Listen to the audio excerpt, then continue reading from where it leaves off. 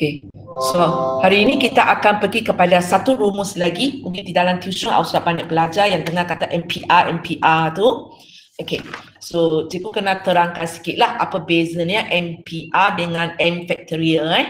Okay. So, semalam kita sudah belajar kalau M factorial, kamu akan nampak nombor itu makin lama makin kurang satu sehingga satu yang terakhir. Okay. Tapi kalau macam waktu cikgu ajar prinsip pendarapan untuk D ini, kita dapati nombor itu memang makin lama makin kurang satu kan, tapi dia tidak sampai satu. So semalam cikgu kata kita tidak dapat gunakan rumus faktorial sebab rumus faktorial mesti sampai satu. So rumus yang boleh buat untuk ini, ialah rumus yang kita panggil sebagai MPR, yang kita panggil sebagai MPR. Okay, di mana N ini mewakili kepada semua ada berapa huruf.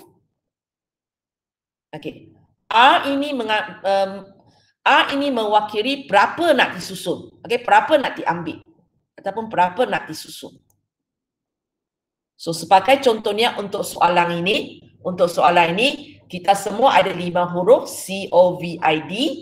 Nak susun berapa? Nak susun 3. So kita tulis 5P3. Okey, penulisan untuk 5P3 memang macam cikgu 5 tulis kecil di sebelah atas, sebelah kiri. 3 tulis di sebelah kanan dan sebelah bawah sikit. Sebelah bawah sikit. Kamu jangan ikut apa yang awak nampak dalam kalkulator. Kalau awak tekan dalam kalkulator, ditulis macam ini kepada awak sebab kalkulator tak mampu tulis macam atas bawah macam ini. So penulisan kamu dalam exam nanti jangan tulis macam ini tolong tulis macam ini. Sebelum ini cikgu nak tegur kamu. Soalan pengaturan linear punya bahagian C kan dalam kelas cikgu pesan buat macam tu tapi tulis hanya boleh tulis baris yang awak pilih itu. Kenapa ramai tak ikut ni? So nanti bila saya pulangkan awak punya graf tolong tengok balik Cikgu potong yang benda yang tak sepatutnya tunjukkan. Lepas tu ada pula berapa orang cikgu tulis mesti tulis ini, mesti tulis ini. Kalau awak tak tulis benda ini, awak tak dapat markah dah. Sebab bahagian C tu dia ada markah kaedah. Kalau jawapan betul tapi kaedah tidak ditunjukkan dengan betul pun tak ada markah. Sama juga untuk soalan ini Kalau awak bagi saya 60, awak tidak tunjukkan macam mana dapat 60, tidak ada markah. Kalau dulu yes, awak dapat markah sebab dulu soalan ini keluar dalam kertas 1 dan kertas 1 jawapan betul dikira betul. Dulu. Kamu jangan lupa kamu ialah sukatan baru.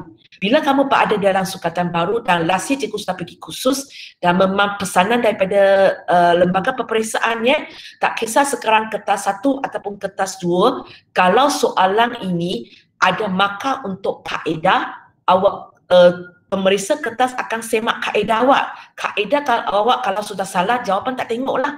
Atau macam ni, kaedah awak tak tunjuk, tak ada markah untuk jawapan lah. Okey, boleh So pastikan yang Pak Ato Coral ini nanti bila cikgu pulangkan awak tengok apa yang cikgu tegur dalam bahagian C awak. Okey, dan soalan ini pun sama awak perlu tunjukkan apa yang awak tekan dalam kalkulator, tulis dengan tulisan yang betul. Cara yang betul. Dalam latihan awak praktis buat betul. Jangan tengok kalkulator punya, kalkulator dia tak mampu buat elok 5-3 macam tu. Okey, lepas itu baru tulis jawapan dia. So kamu boleh cuba tekan kalkulator untuk sesiapa yang tak pernah tekan lagi, cari mana simbol MPR ini. Macam cikgu cakap lah, kalkulator memang tulis macam ini, dia tulis sebaris, MPR. Cuba cari simbol ini di mana, kalau cikgu punya kalkulator hitam di bawah delete itu. Cari dia warna orange. So kalau kamu ingat warna kuning, warna orange. Warna kuning tu, so awak tekan, tahulah kena tekan shift baru dia. So cara tekan, awak tekan 5, kemudian tekan sampai keluar button ini, baru awak tekan 3. So nanti dalam screen memang awak akan nampak 5P3 tapi dalam keadaan sebaris lah. Okay? Hanya dalam awak punya latihan, tolong tulis dalam keadaan macam ini Cikgu tak pasti kalau awak tulis 5 dengan 3 besar tu tolak markah ke tak tolak markah. Okay? Tapi tolonglah ikut peraturan yang betul ikut peraturan yang betul. So, kalau kamu tekan, kamu boleh dapat 60. Ada orang ada masalah nak tekan ini? Okay. So, beza antara M factorial yang kita belajar semalam dengan MPR yang kita nak belajar hari ini. Okey, kita tengok benda sama dulu. Benda yang sama ialah dia semua ialah jenis tanpa ulangan. Semua ialah jenis tanpa ulangan. Okey. Tapi bezanya ialah kalau N faktorial dia mesti semua huruf dipilih. Tapi kalau MPR kita pilih sebahagian sahaja. Kita tak pilih semua. Okay. Tapi kalau soalan ini kita pilih semua, awak nak gunakan rumus MPR, boleh. Contohnya kalau cikgu nak pakai rumus MPR untuk soalan ini, semua ada berapa huruf? 5 huruf. Nak pilih berapa? Dia kata nak pilih semua. Semua ada 5 huruf. So nak pilih semua maksudnya saya pilih 5. Kalau kamu tekan kalkulator 5P5, awak boleh cuba. Tekan 5P5, awak tetap dapat 120. Awak tetap akan dapat 120. So, itu sebabnya kadang-kadang awak akan tengok lama-lama saya buat macam tak buat M factorial lah. Sebab ada orang lama-lama dia abaikan M factorial, dia buat saja MPR. Sebab case M factorial boleh buat dalam keadaan MPR. Kalau kamu tengok nota semalam, di mana cikgu kata cikgu tak terangkan punya, kamu tengok ni, N factorial. So, cikgu tulis sini MPN. So kalau kamu tak nak pakai factorial, awak sebenarnya boleh tiap-tiap kali pakai pilih P saja, MPR. Kalau pilih semua objek, awak akan dapatlah awak punya N dan R adalah sama. So termasuk jugalah untuk rumus 2 ini, awak boleh tulis MPN bahagi N. Macam itulah. Boleh So terpulang kepada kamu nak pakai M factorial ke MPR. Okey, sekarang kita tengok rumus ini kenapa 5P3 adalah sama dengan 60? Kalau tekan kalkulator keluar 60 kan? Tapi kenapa dia sama dengan 60? So di sini ada satu rumus dipekarkan. Satu rumus dipekarkan. Awak boleh gunakan rumus ini untuk buatlah. Gunakan rumus ini untuk buat. So sekali lagi soalan mungkin akan tanya tanpa menggunakan kalkulator cari nilai pagi ini. So macam cikgu katalah, bila soalan bunyi macam ini, bukan bermaksudnya langsung tak boleh pakai kalkulator. Maksudnya tidak boleh gunakan kalkulator untuk tekan P ni. Itu maksud dia. Okay. So kita pakai saja rumus ini. Bila cikgu kata 5P4. 5P4. So kita pakai rumus ini. 5P4. Okay. So dia akan jadi 5 faktorial. Pakai saja rumus yang dipekarkan 5 faktorial. Bawah itu ialah 5 tolak 4 faktorial. Lepas tu kita buat macam semalam. Ini ialah 5 faktorial. Bawah itu kita settle dulu. 5 tolak 4, 1. 1 faktorial. So semalam kita sudah belajar 5 faktorial maksudnya 5 kali 4 kali 3 kali 2 kali 1. 1 faktorial. Satu aja lah, terus berhenti, tak ada pembenar tarak lah. Baik terus sampai 1. So, sebab soalan ni tak pernah kan awak pakai kalkulator So, faktorial pun tak boleh tekan P tak boleh tekan, faktorial tak boleh tekan. Bila sampai sini, terpulang kepada kamu. Nak buat manual pun boleh, nak tekan kalkulator pun boleh So, awak akan dapat jawapan 120. Okey. Peta ini cikgu lupa terangkan Okey, di sini di sini A ini, A ini maksudnya apa yang nak susun. Dia mesti sentiasa lebih kecil ataupun ngangang sama dengan apa yang ada. Logik lah kan. Kalau cikgu bagi 5 barang, cikgu suruh kamu susun. Kamu sama ada tak susun, kamu susun 1 barang, 2 barang, 3 barang, 4 barang, 5 barang. Kamu tak mungkin susun lebih daripada 5 barang. Barang baru ada 5. So nilai A mesti kurang daripada N. Okey. Lepas tu apa lagi awak kena tahu ialah kalau cikgu bagi, katakan cikgu bagi M barang, cikgu bagi 8 barang. MP kosong maksudnya cikgu bagi 8 barang, cikgu minta kamu berapa nak susun, siapa pun tak disusun. Tanya awak ada berapa cara? Jawapan dia ialah 1. Ini falsafah sikit. Cikgu bagi, contohnya cikgu bagi awak 5 batang pen. Cikgu suruh kamu susunlah 5 batang pen. Ada berapa cara? Tapi syarat saya yang nak susun ialah kosong. So berapa cara? 1 cara. Cara tersebut ialah apa? Tak susun. Falsafah sikit apakah cara dia? Cara itu ialah saya tak susun. Itulah cara dia. Okay. Kalau di sini ada 5 barang, cikgu suruh kamu susun 1 barang. So, jawapan dia akan sama dengan berapa barang yang ada. Maksud saya contohnya kalau cikgu ada 3 batang pen di sini, cikgu bagi awak, suruh awak susun 1. So, apa cara yang ada? Sama ada awak susun ini saja, awak susun ini saja, ataupun awak susun ini saja. So, akhirnya ada 3 lah. Cikgu bagi berapa objek. Kalau nak susun 1, dia bergantung kepada berapa objek yang awak ada. So, kalau ini dalam exam awak tak ingat cikgu mana 1 sama dengan 1, mana 1 sama dengan N, kau boleh tekan kalkulator sebarang nilai N. 5P0, 8P0, 7P0. Tengok apa jawapan dia. Sebab kadang keliru, mana 1 ialah N, mana 1 ialah 1, mana 1 ialah 0. So, awak boleh tekan kalkulator untuk tahu. Okay? Begitu juga untuk factorial. Cikgu susah padang ke? Untuk factorial semalam pun cikgu lupa cakap. Okay? 1 factorial dengan 0 factorial, jawapan dia dua-dua ialah 1. Dua-dua ialah 1. Awak boleh tekan kalkulator untuk tahulah. Awak boleh tekan kalkulator untuk tahu. Kalau 0 factorial mungkin awak akan rasa pelik. Kenapa 0 factorial ialah 1? Penerangan dari segi matematik awak boleh tengok dalam buku teks sebab cikgu tak nak titik beratkan di sini. Okay? Tapi kalau cikgu terang sebagai macam cikgu kata falsafah sikit, ada berapa cara untuk susun, tak ada benda untuk awak susun. Satu cara lah, iaitu tak susun. Tak susun adalah satu cara. Okay? So falsafah sikit. Tapi penerangan dari segi matematik, macam mana kita boleh dapat 0 factorial sama dengan 1, awak boleh tengok buku lah. Awak tengok buku, dia pakai rumus ini. Mungkin cikgu terang sikit lah.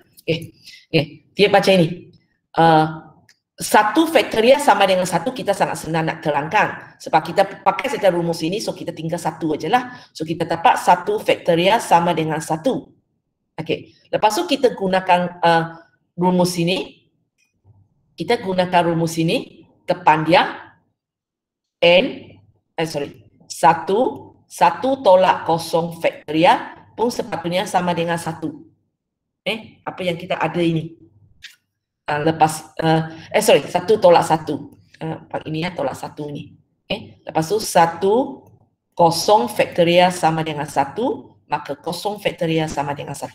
Ini penerangan matematik dia lah. Tak faham tak apa. Yang pentingnya awak kena tahu 0 factorial dengan 1 factorial, dia jawapan dia sentiasa sama.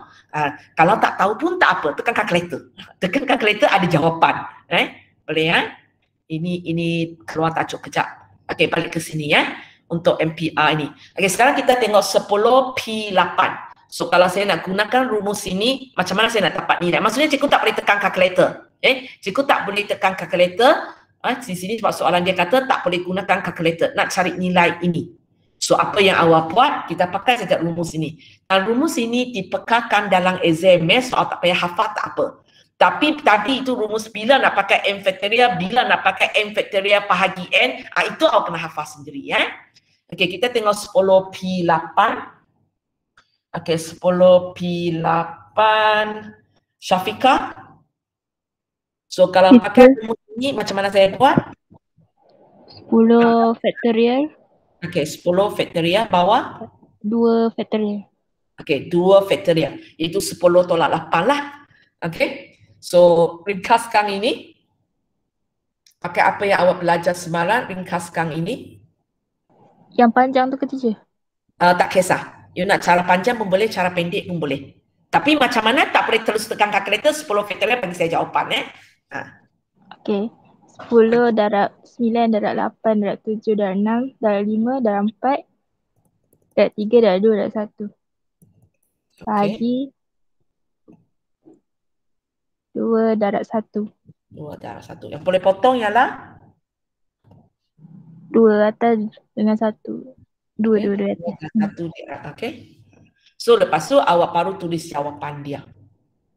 Yang ini boleh tekan kalkulator sudah. Sebab darab itu awak buat sendiri ke, awak tekan kalkulator tak dapat dikesan. Jawapan?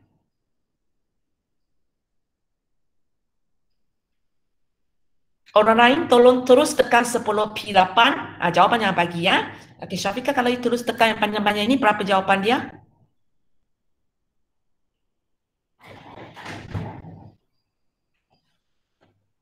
1814,400. 2 kali 4 Macam ni? Okey. Orang lain yang tekan 10P8, betul ke jawapan ini? Betul. Betul, okey, boleh.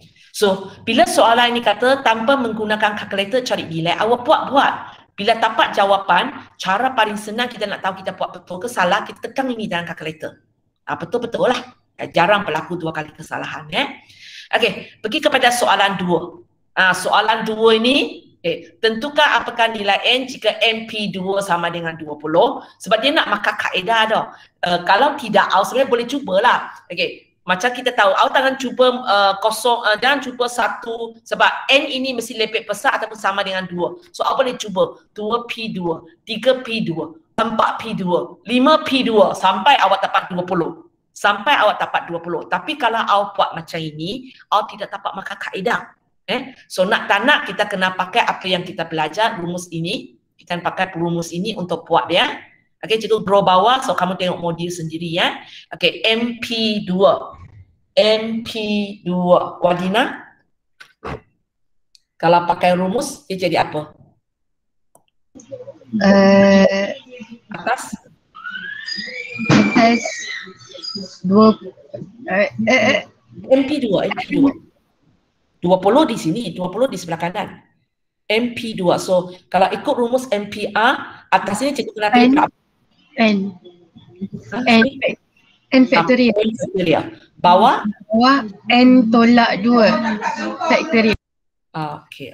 Bising di sekeliling awak. Kita akan cikgu tukar orang Okey, no problem. Cikgu tukar orang Okey, Nabila sambung. Sebab Wadina sekeliling bising sikit, nanti awak mengganggu tak apa. Wadina tak apa. Okey, Nabila sambung. Okey, lepas ini ringkaskan. Darat silang ke? Terpulang kepada kamu. Kalau kamu nak tarak silang, cikgu tarak silang. Tapi cikgu rasa awak tak tarak silang lebih senang. Cuba ringkaskan dulu. Sebab ada 2 faktorial. Kita macam cara ini, tapi kita tak boleh pakai cara panjang. Kita pakai cara pendek. Satu kita ubah, satu kita tak ubah. Maksud dia? Apa maksudnya N factorial? Kalau cikgu nak tulis cara panjang dia. Macam tadi, kalau 10 factorial kita kata 10 kali 9 kali 8 kali 7 dan seterusnya kan. Kalau N factorial, N darat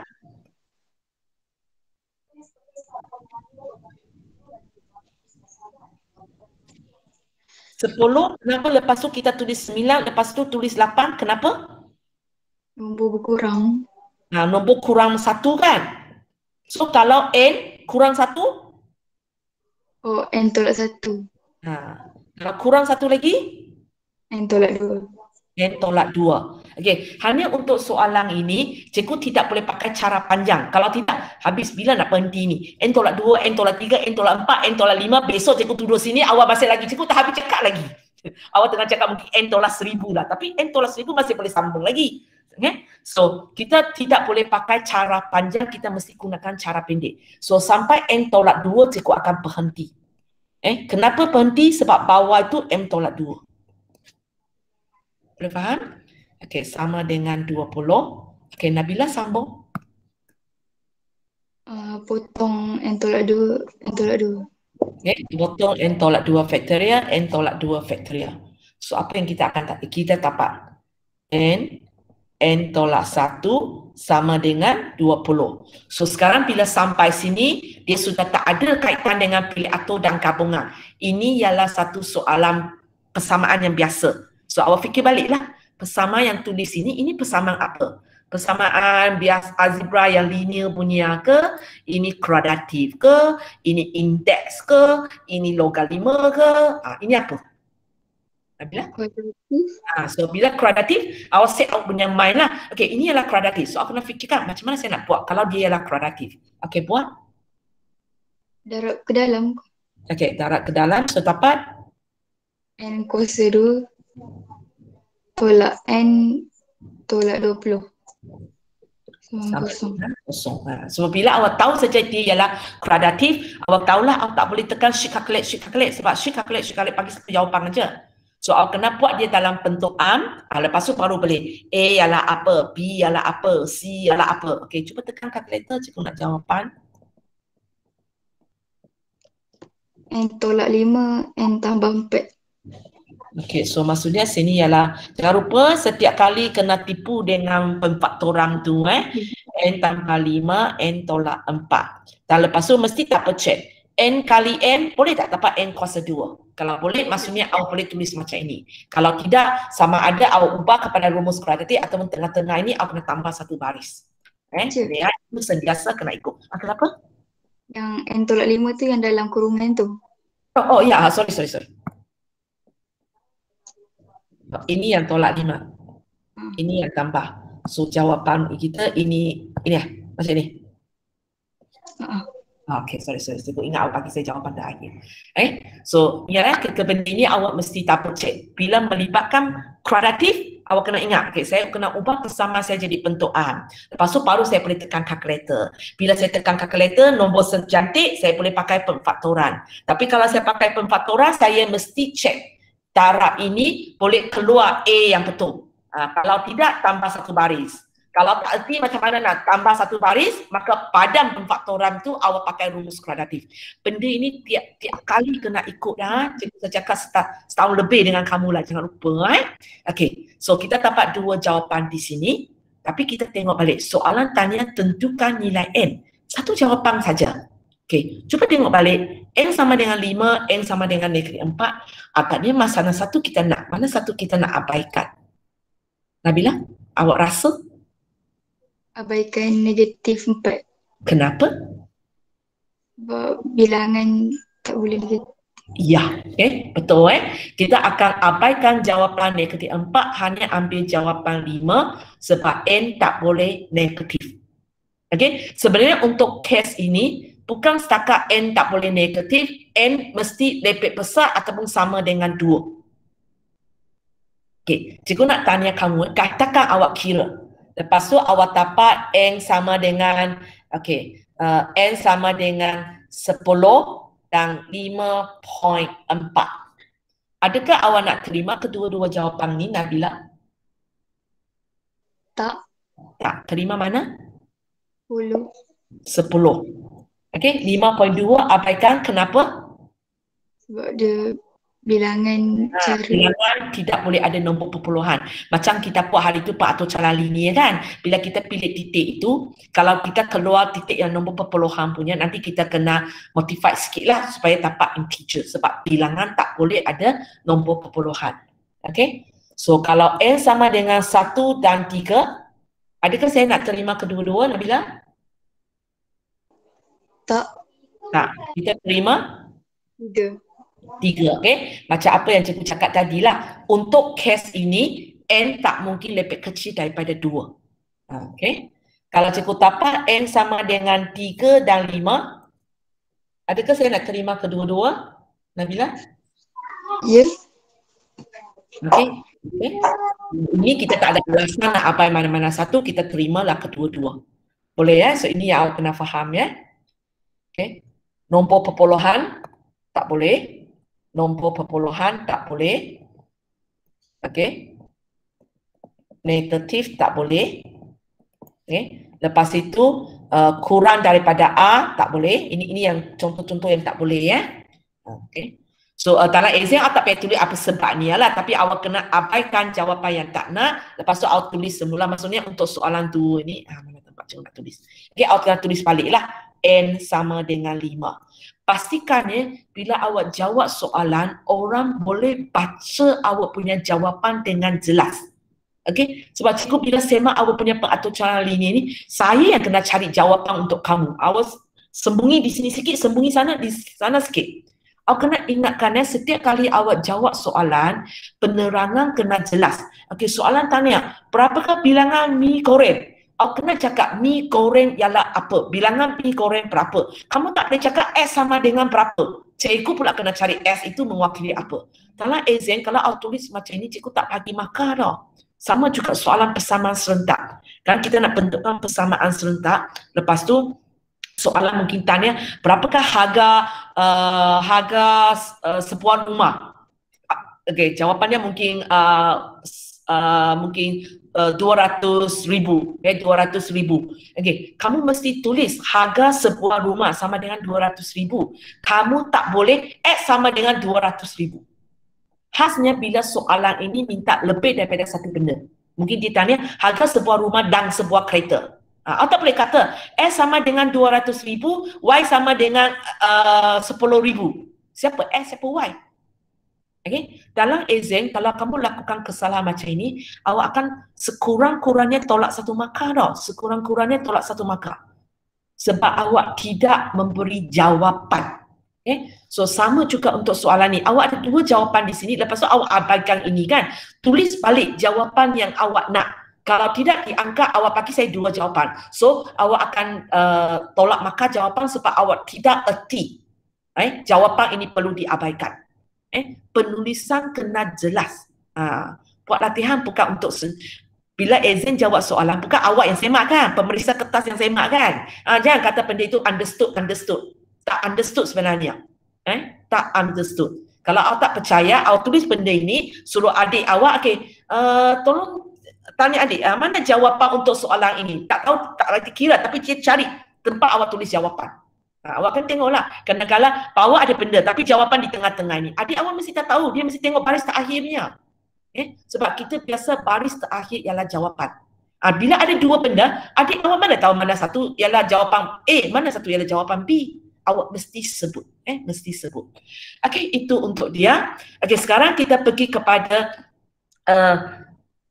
rumus baru yang kita nak belajar, iaitu yang MPR punya lah. Sebenarnya kalau kamu tengok, benda ini sama macam semalam. Sama macam semalam. Okey, tanpa ulangan, tanpa ulangan, tanpa ulangan. Okey. Lepas itu, kalau rumus pertama yang melibatkan itu bentuk segaris.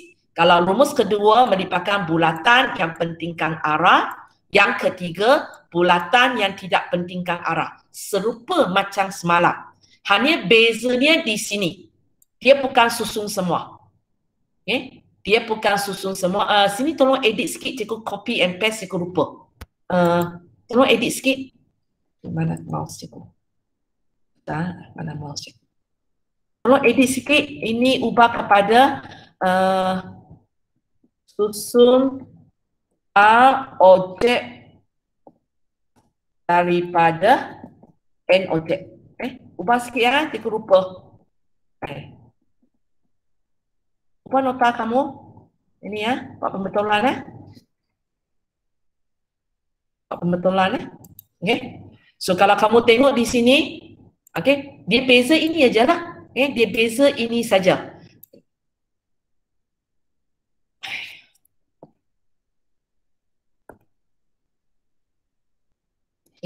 Yang lain tu sama. Dan untuk rumus keempat tidak ditanya dalam kes ini sebab bila ada objek secaman, cikgu mesti tanya susun semua. Cikgu tak boleh tanya susun sebahagian daripada objek secaman. Sebab bila objek secaman awak ambil sebahagian, nanti akan jadi masalah objek secaman itu ambil semua ke ambil sebahagian. So itu sebabnya tidak ada soalan tanya objek secaman yang cikgu minta awak susun semua.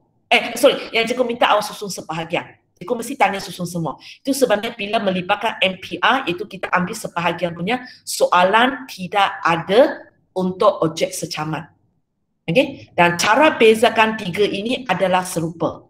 Lepas tu kalau kamu tengok rumus ini sama dengan semalam punya. Sama dengan semalam punya. Hanya semua, kalau kamu tengok semalam punya, cikgu copy keluar semalam punya. Semalam punya rumus satu ialah M factorial. Rumus kedua ialah N faktorial bagi A. Rumus ketiga ialah N tolak 1 faktorial bahagi 2. Okey, kemudian rumus 2 ada 2. Satu ialah lagi N tolak 1 faktorial. Okey, yang ini pun cikgu terangkan kan, kamu boleh buat N faktorial bagi 2A kan, semalam cikgu ada terangkan kepada kamu. So sekarang kalau kamu tengok rumus yang cikgu pekakkan ini dengan apa yang awak belajar semalam sebenarnya serupa aja. Hanya buang M faktorial ganti dengan MPR. Kamu tengok ni, buang M faktorial ganti dengan MPR. Buang faktorial ganti dengan MPR. So di sini awak nampak cikgu tidak pakai rumus ini. Cikgu tak pakai rumus ini. So, benda yang sama hanya daripada kalau dia susun sebahagian, kita jangan pakai M factorial, kita pakai MPR. Kalau bulatan pagi A, ini pun pagi A. Kalau melibatkan yang tak pentingkan arah punya, so pagi 2A, ini pun pagi 2A. Tapi kita pakai rumus inilah, itu yang sebenarnya cikgu semalam 2, kenapa ini 2A? Sebab semalam yang kita buat ini N tolak 1. Kalau datang daripada M factorial punya ialah ini. So, kamu tidak perlu tahu macam mana tentang semua ini, tapi perlu tahu bila saya bagi satu soalan, rumus mana sepatutnya saya pakai. Test mana yang sepatutnya saya pakai. So, kita tengok contoh pertama, masa saya ada 5 minit. Okey, contoh pertama. So, kalau kamu tengok di sini, cikgu bagi perkataan pandemik dan cikgu suruh awak susun 5 daripada huruf yang ada dalam perkataan pandemik ini, ya. Okey, Mustaqim. Ini N factorial ke MPR? Ini soalan pertama. N factorial ke MPR? Mustaqim? Mustaqim? Saya sudah ada kan? Ya, Cik. Okey. Ini M factorial ke MPR? Susun semua ke susun sebahagian? Susun sebahagian. Okey. Boleh daripada berapa nak susun, dia nak susun 5 kan, tapi semua ada berapa? 8. 8 So dia kadang-kadang tak beritahu kita semua ada berapa, bilang sendirilah. Perkataan pandemik ada 8 huruf. Dia susun suruh kita susun 8 lah. Ambil 8 susun 5. So kita akan gunakan rumus mana? 1 2 3. 1. Okey, rumus 1. So jadi apa? 8P5. 8P5. Lepas tu tekan kalkulator, dapat jawapan. Okey, sebab masa saya tak cukup, saya tak tekan lah, ya. Kamu boleh tekan kan? Okey, soalan B. 8 orang ahli jawatan kuasa Persatuan Matematik dicalonkan untuk pegang jawatan presiden, naib presiden dan setiausaha. Cari berapa cara pemilihan jawatan ini dapat dibentuk. Azira? Azira? Azira? Azira? Ya, teacher. Okey. So ini N factorial ke MPR?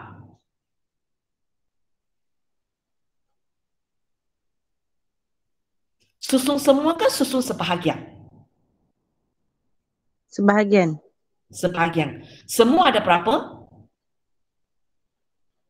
Semua ada berapa?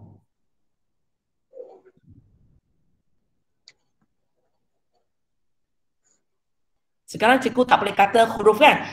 Semua orang ialah berapa orang? 8. 8. Sebahagian yang kita nak susun berapa orang? 3. 3. Mana tapak 3 ni tak ada perkataan 3 sebab awak bilang sendirilah presiden 1, naib presiden 2, setiausaha 3. Okay. So soalan ini bukan tengok angka terus tulis, ya. Awak sendiri kena taksirkan. So kita akan gunakan rumus 1, 2, 3. Azira? 1. 1. So tulis. Macam nak tulis? Apa P apa?